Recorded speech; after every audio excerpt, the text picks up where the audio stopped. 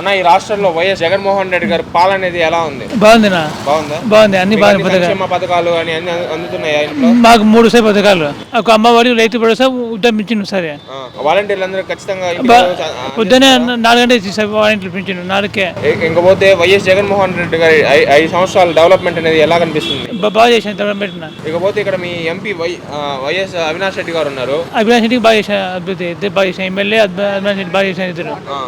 ఆయన ఎన్ని ఓట్లతో గెలుపొందే అవకాశం? ఏం మాకు తెలియదు, బాగా గెలుస్తాయి, మెజార్టీ వస్తాయి ఇద్దరికి. వాళ్ళ ఇంట్లో వాళ్ళ కుటుంబ సభ్యులు వైఎస్ షర్మిలమ్మ గారు, వైఎస్ సునీతమ్మ గారు కొన్ని విమర్శలు అనేది చేస్తున్నారు.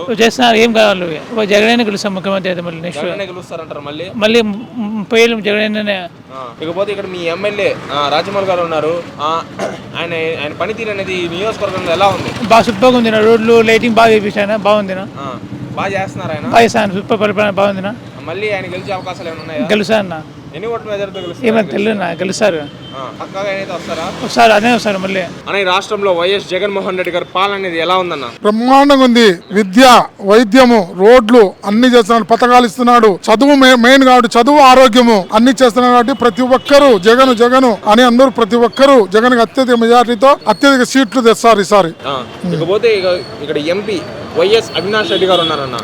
ఆయన పాలన అనేది ఇక్కడ ఎలా ఉంది? బ్రహ్మాండంగా ఉంది. ప్రతిసారి వచ్చి అన్ని చూసుకొని పోతున్నాడు. ఫోన్ చేస్తాను, వెంటనే వస్తున్నాడు. లోకల్ గా అందరినీ చూసుకుంటున్నాడు. ఎంపీ అత్యధిక మెజార్టీతో గెలుస్తాడు. కాకపోతే ఇంకా వాళ్ళ కుటుంబ సభ్యులే ఆయన మీద కొన్ని విమర్శలు అనేది చేస్తున్నారు. దాని మీద ఆయన మీద ఎంత ప్రభావం పడుతుంది? కొంతమంది ఉద్దేశపూర్వకంగా చేస్తున్నారు. ఆ ప్రభావం ఎలాంటి ప్రభావం ఉండదు. అత్యధిక మెజార్టీతో గెలుస్తాడు. ఆయనకు ఎలాంటి డోకా లేదు.